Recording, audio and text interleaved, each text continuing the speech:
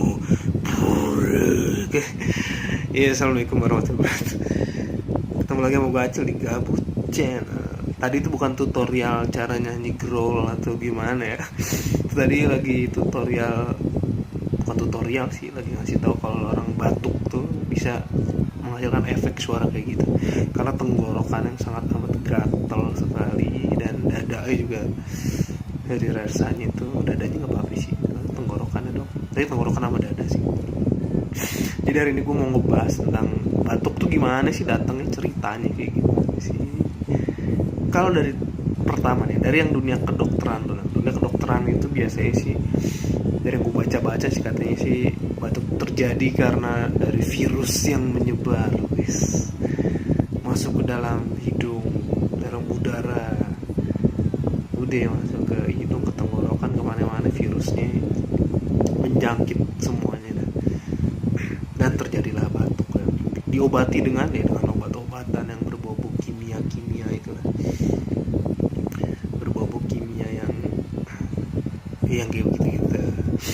Terus ada lagi yang versi batuk penyebab apa, dokter di Belanda. Kalau dokter Belanda tuh bilang orang batuk itu kenapa sih? Oh, batuk itu katanya nggak apa-apa, cuma bukan penyakit jatuhnya sih istilahnya.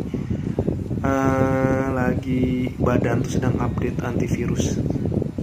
Jadi aslinya bangsa batuk flu influenza gitu, apa pilek kayak gitu aslinya nggak usah diobatin, nggak, ntar sembuh sendiri. Itu istilahnya cuman antibody di dalam badan tubuh tuh lagi menurun, soalnya istilahnya lagi update antivirus. Jadi akhirnya virus-virusnya itu, virus-virus yang bakteri-bakteri yang jeleknya itu lagi pesta dulu ya kan, pesta. Soalnya yang bakteri baiknya lagi sibuk update antivirus. Jadi akhirnya ya udah batuk dulu lah untuk sementara. Orang batuk pilek itu kan paling seminggu, 2 minggu, 3 minggu, sebulan apa jelek-jeleknya kalau nggak diobatin pakai obat-obatan. Gue biasanya sih pakai yang metode dokter kedua ini, yang nggak gue obatin. Biasanya gue kalau sakit batuk pilek kayak gitu, demam gitu, terus ya kayak gini lah, lagi batuk, lagi gak enak tenggorokannya, nggak gua obatin. Jadi udah ntar biar sembuh sendiri aja gitu. Dan ini biasanya sih sembuh sendiri.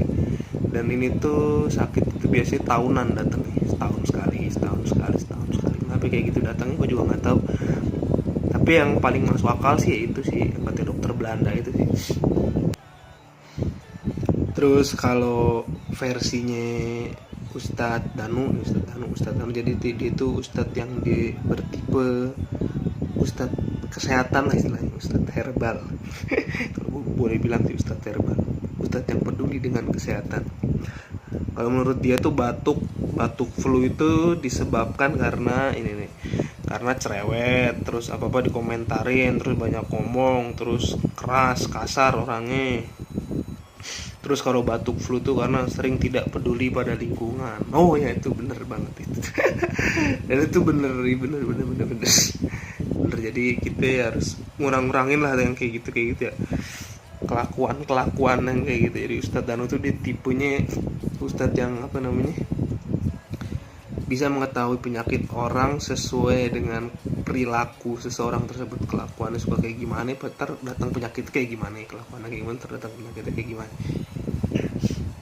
Dan dia udah neliti katanya bertahun-tahun sih di dunia sakit dan yang macam-macam itu. Dan gue sampai download list sakit-sakitnya tuh ada apa aja, dari A sampai Z ada banyak banget.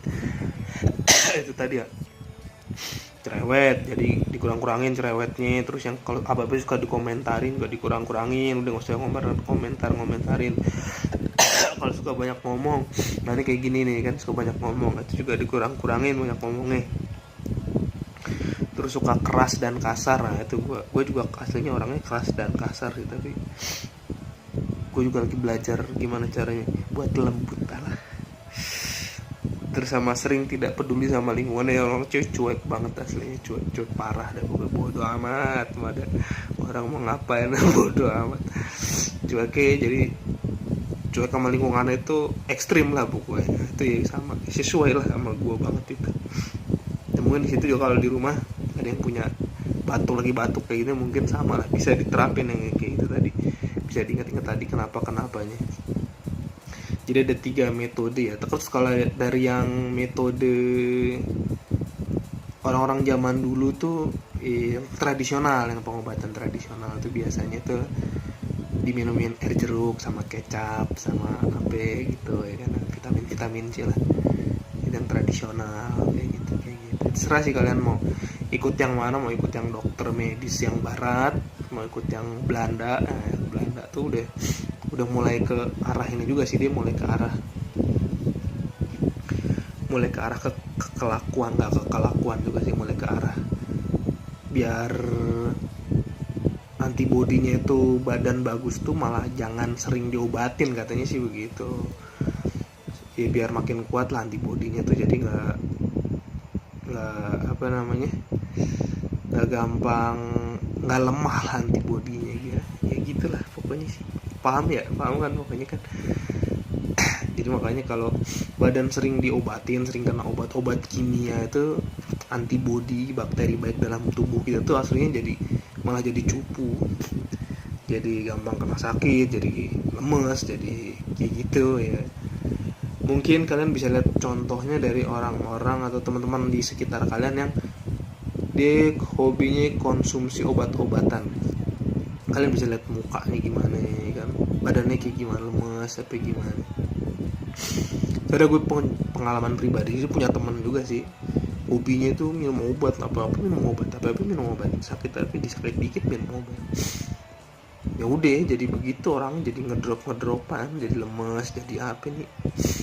Gue tanyain nih temen gue, kenapa sih ini kan, tiap hari sering gue tanyain lu kenapa, lu kok muka lu lemes banget kayak gitu tiap hari. Dia cuma bilang di bawaan begini katanya dari lahir. Oh ya udah gue iyain aja.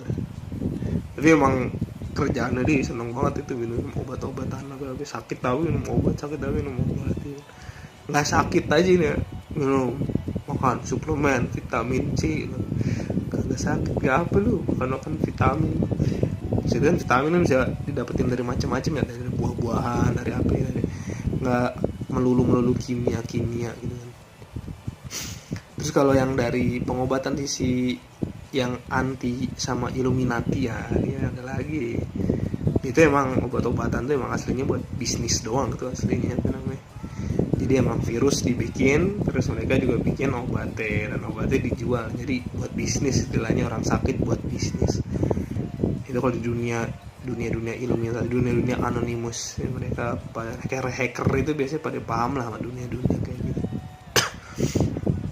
Jadi ada yang terkenal tuh quote-nya di dunia anti Illuminati tuh gini, pharmaceutical doesn't create cure, they create customer. Nah gitulah istilahnya. Jadi istilahnya tuh rumah sakit tuh nggak bikin lo sembuh, tapi mereka tuh aslinya nyari customer tuh apa namanya, pelanggan. Ini kayak Indomaret gitu jatuhnya kan, sekarang rumah sakit kan kayak Indomaret, rumah sakit kayak apa ya, kayak tempat-tempat belanja gitu lah, belanja obat tapi nya di sana bedanya kan gitu. Kalau di mall-mall gitu kan, di mana warung-warung kan tuh belanja jajan-jajanan ya kan. Di rumah sakit jajan obatnya. Jadi kalau disambung-sambungin sama dunia Illuminati ya nyambung juga ya. Lu jajan makanan di tempat-tempat misalnya di fast food gitu ya, terus lo sakit ya, terus lo jajan obat, mau nggak mau ya kan, jajan obat ke rumah sakit ya. Duit doang, itu kan duit mulu isinya ya, bisnis doang. Jadi aslinya ya, sehat lo dibisnisin, sakit lo dibisnisin. Lo gila, sadis, pinter banget deh waktu geng-geng dajal tuh, geng-geng satanis tuh. Salut gua sama kecerdasan mereka. Itulah ya, mungkin gitu aja video dari gua. Semoga ada manfaatnya. Semoga kalau ada manfaatnya bisa kalian ambil lah ilmunya lah. Itu kalau nggak ada manfaatnya, kalau nggak ada faedahnya ini video ya nggak usah diambil apa-apanya lah. Mungkin kalau ada yang mau nambahin lucu-lucuan atau seru-seruan atau punya apa namanya pemikiran sendiri tentang sakit itu, sakit batuk, sakit apa aja lah terserah. Ya tulis di kolom komentar, ntar kita bahas di video selanjutnya. Hubungannya apa dengan semua ini yang ada di dunia. Ribet banget ya. Itu dia kelakuan kayak gini, kelakuan orang-orang yang katanya sih apa namanya, orang-orang sering insomnia. Lu mau tau insomnia itu kenapa? Gara-garanya kebanyakan mikirin hal-hal yang nggak penting. Nah, udah gitu aja. Terima kasih banyak udah nonton video gue. Wabillahi taufiq wal hidayah. Assalamualaikum warahmatullahi wabarakatuh. Jaga kesehatan kalian, tetap semangat, kompak selalu. Jangan lupa like, subscribe, dan komen. Wabillahi taufiq wal hidayah. Assalamualaikum warahmatullahi wabarakatuh. Cayo.